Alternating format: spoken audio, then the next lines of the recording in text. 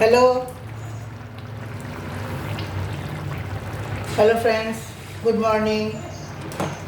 আজ আমি মাই happy lifestyle থেকে বলছি। আমার এখন আজকে একটা, তোমরা ভালো আছো নিশ্চয়ই? না, আমিও ভালো আছি, তোমরাও ভালো থেকো। আর আজকে একটা রেসিপি নিয়ে এসেছি, নতুন রেসিপি।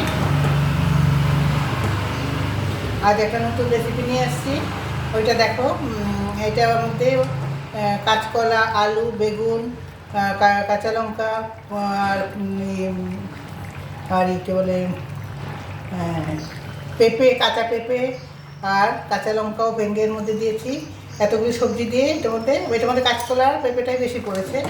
এইগুলি দিয়ে খুব ফ্রাই করলাম, হলুদ দিয়ে নুন দিয়ে ফ্রাই করে, তারপরে ওর মধ্যে একটু জল দিয়ে কী বলে মশলা দিয়ে দিয়েছি, ড্রাই মশলা, সব ড্রাই মশলা। ওর মধ্যে পেঁয়াজ রসুন পড়বে না, এটার মধ্যে একদম নিরামিষ রান্না এটা। তো হলুদের গুঁড়ো দিয়েছি, আর ধনে জিরের গুঁড়ো, আর লঙ্কার গুঁড়ো, আর এই দিয়েছি ব্যাস। আর একটু কাশ্মীরি লঙ্কার গুঁড়ো দিয়েছি ব্যাস। এই দিয়ে কষিয়েছি, এটাকে কষিয়ে একটু জল দিয়ে দিয়েছি। এটা প্রায় কষানোর মধ্যে প্রায় সিদ্ধ হয়ে গেছে। দেখো, এই বেগুনটা যে না, বেগুনটা আমাদের গাছের বেগুন। হ্যাঁ, তো এইগুলি দিয়ে করেছি। আর পেঁপে, কাঁচকলা দিয়েছি 4টা বেশি। কাঁচকলার এইটা মানে বেশি রাখবে, কাঁচকলার পেঁপের এই মাত্রাটাই বেশি রাখতে হবে একটু। আর এই দিয়ে এখন ওইটা হয়ে গেছে প্রায়। এটা এখন একটু আরও শুকাবে, একটুখানি মানে ঝোলঝোল থাকবে, ঝোলঝোলই থাকবে, আর একটু শুকাবে। তখন এইটা দিয়ে না বেশ ভালো করে কষাতে হবে, ভালো করে কষিয়ে। আর দেখতে থাকো, তারপরে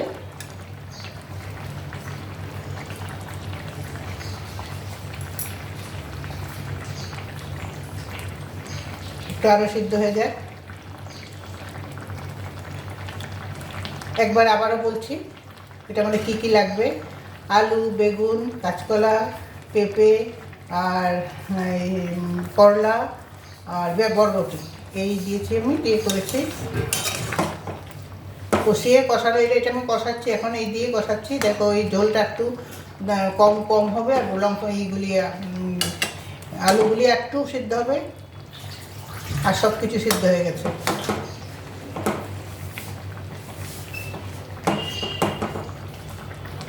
এইটাই বানিয়ে খেয়ে দেখো, এটা খুব দারুণ লাগে খেতে।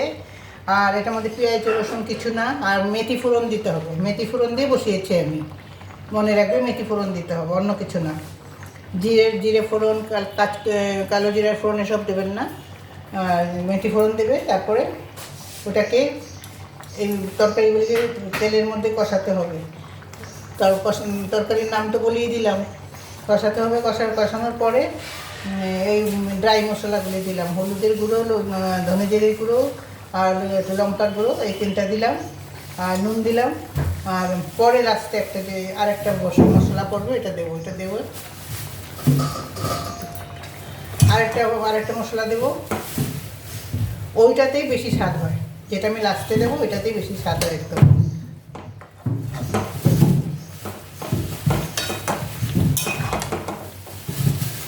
এই দেখো হয়ে এসছে। এবার খুব তাড়াতাড়ি হয়, আর খুব সুস্বাদু তরকারি এটা। পেঁপেগুলো একটুখানি আরও সিদ্ধ হবে। আমি আর একটু জল দিয়ে দিচ্ছি, কারণ জলটা একটুখানি জল থাকবে, আর এটা সিদ্ধ হতে হতে আরও কম হয়ে যাবে। ব্যাস, ঘরে যত সবজি থাকে সব দেওয়া যাবে এর মধ্যে।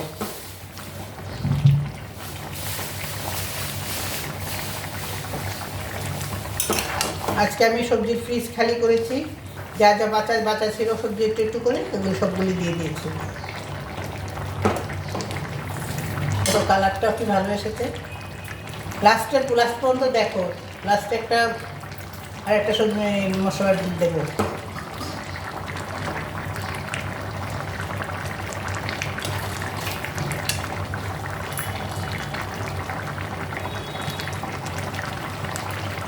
হয়ে গেছে।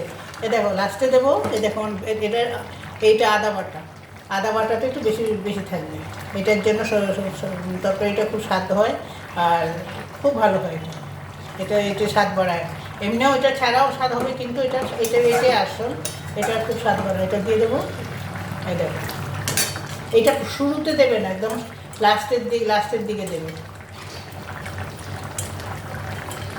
এই যে দিয়ে আমি মিশিয়ে দিচ্ছি।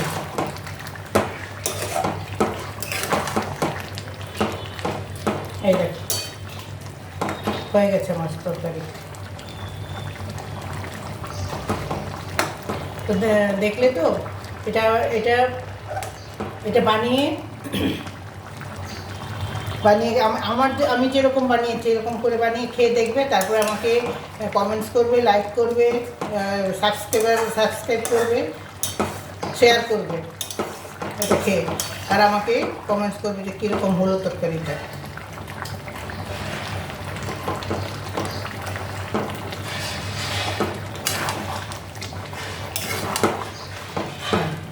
দেখলে আর কিছু করতে হবে না, হয়ে গেছে।